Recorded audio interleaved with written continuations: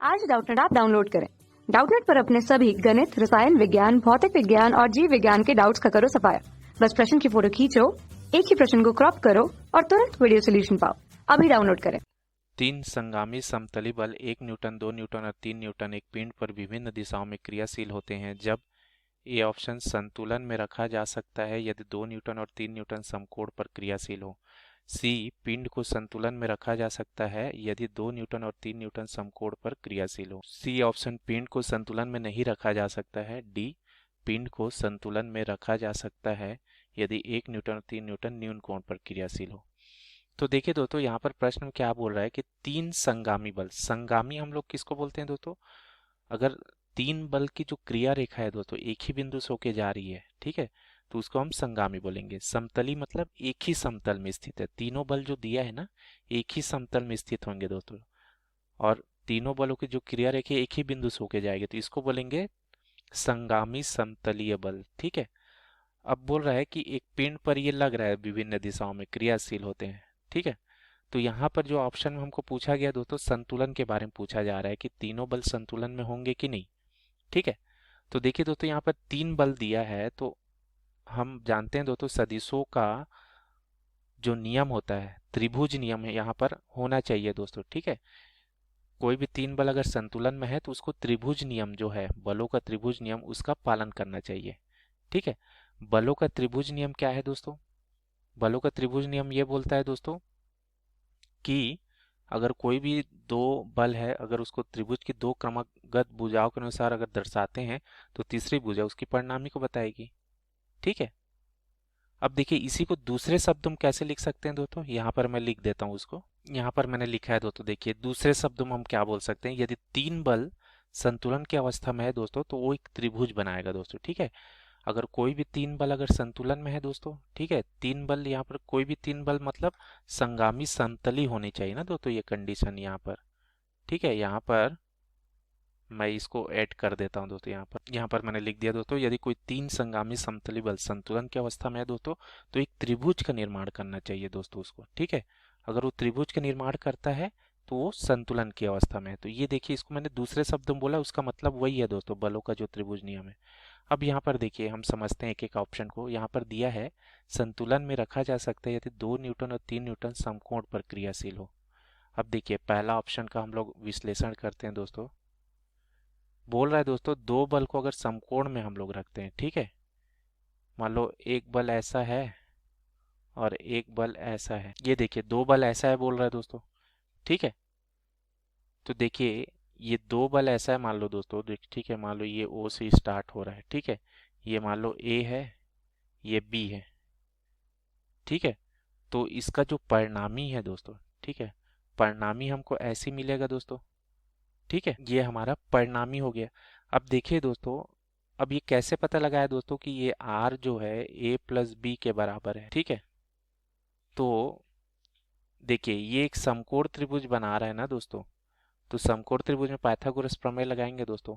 r का वर्ग बराबर a का वर्ग धन b का वर्ग, यही मिलेगा, है ना। r हमारा कर्ण है, a आधार है, b लंब है, तो कर्ण का वर्ग बराबर आधार का वर्ग धन लंब का वर्ग, तो ये मिलना चाहिए दोस्तों। तो ये अगर पालन करेगा तो ये नियम सिद्ध हो जाएगा, ठीक है।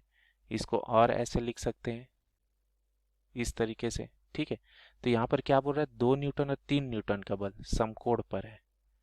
तो यहाँ पर जैसे अगर हम लोग रखेंगे दोस्तों 2 का वर्ग और 3 का वर्ग, तो 2 दूनी 4, 3 तिया 9, 9 4 13।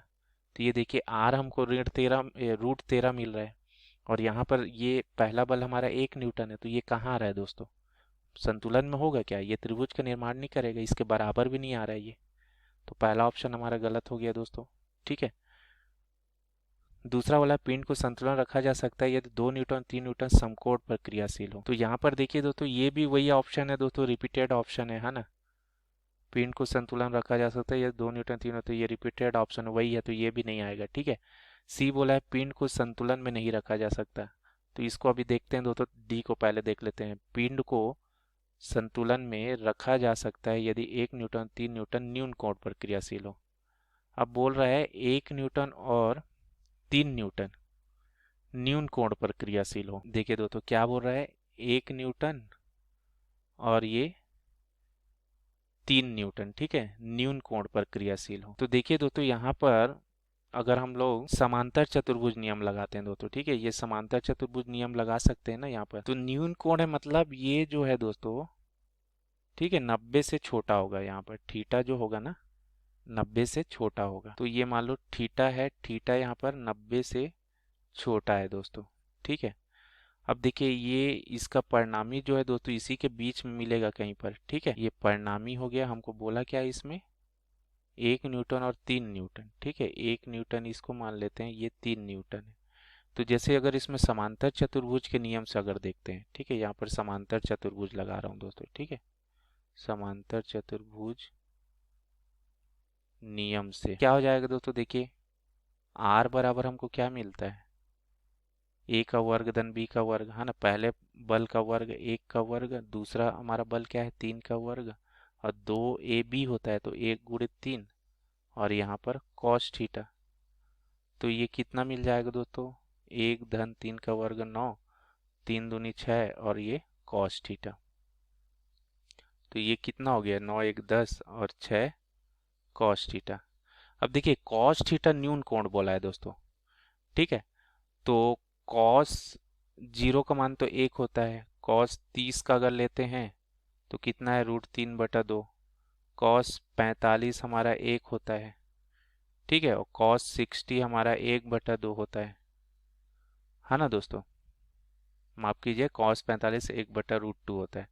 तो देखिए अधिकतम मान किस में मिल रहा है दोस्तों, शून्य में, ठीक है। तो अगर मान लो अधिकतम मान यहाँ पर 1 रखते हैं दोस्तों, ठीक है, अगर cos यहाँ पर थीटा बराबर 0 डिग्री रखते हैं तो ये 1 मिलेगा दोस्तों, cos 0 1, तो ये कितना आ जाएगा दोस्तों 16 हो जाएगा। अब ये 16 कहाँ आ रहा है दोस्तों, बराबर, ठीक है। और अगर हम लोग न्यूनतम मान रहे तो हमारा न्यूनतम मान कितना होता है दोस्तों, ये 1/2 मिल रहा है 5, है ना। तो न्यूनतम मान अगर रखते हैं तो r थीटा बराबर हमारा क्या है, मतलब 60 डिग्री, ठीक है। तो इस समय ये देखिए 1/2 मिलेगा, ये ऐसे मिलेगा ना 10 धन 6, और ये 1/2, ठीक है। तो ये 2 तिया 6, तो कितना मिल रहा है दोस्तों √13। तो ये बराबर आ रहा है क्या दोस्तों, हमारा तीसरा बल क्या है, तीसरा बल हमारा 2 न्यूटन है, 2 न्यूटन बराबर आना चाहिए।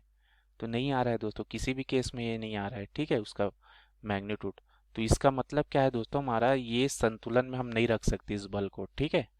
तो हमारा जो सी ऑप्शन होगा ना दोस्तों, ये इसका सही उत्तर होगा, ठीक है। पिंड को संतुलन में नहीं रखा जा सकता है, ठीक है। इसके संतुलन के लिए एक ही शर्त होगा दोस्तों, कि अगर क्या होगा कि ये जो बल है, ठीक है, 2 बल एक ही दिशा में क्रियाशील होना चाहिए और एक बल इसके विपरीत दिशा में क्रियाशील होना चाहिए। तो जैसे यहाँ पर जो बल दिया है ना 1 न्यूटन और 2 न्यूटन, ये इसी दिशा में क्रियाशील होना चाहिए, ठीक है। और ये जो बल होगा 3 न्यूटन वाला, इसको इस दिशा में क्रियाशील होना चाहिए, ठीक है। तब ये देखिए एक ही दिशा में क्रियाशील है तो इसका परिणामी हमको 3 न्यूटन मिल जाएगा दोस्तों, क्योंकि एक ही दिशा में होते हैं तो जुड़ जाते हैं दोस्तों सदिश योग में, ठीक है। और ये 3 ऊपर की ओर है 3 नीचे की ओर है, तो ये संतुलन हो जाएगा दोस्तों। तो ये सी ऑप्शन सही उत्तर है दोस्तों। धन्यवाद। कक्षा 6 से 12वीं से लेकर नीट, IIT, JEE वो एडवांस के लेवल तक 1 करोड़ से ज्यादा छात्रों का भरोसा। आज ही डाउनलोड करें डाउटनेट ऐप या व्हाट्सएप करें अपने सारे डाउट्स 8400 400 400 पर।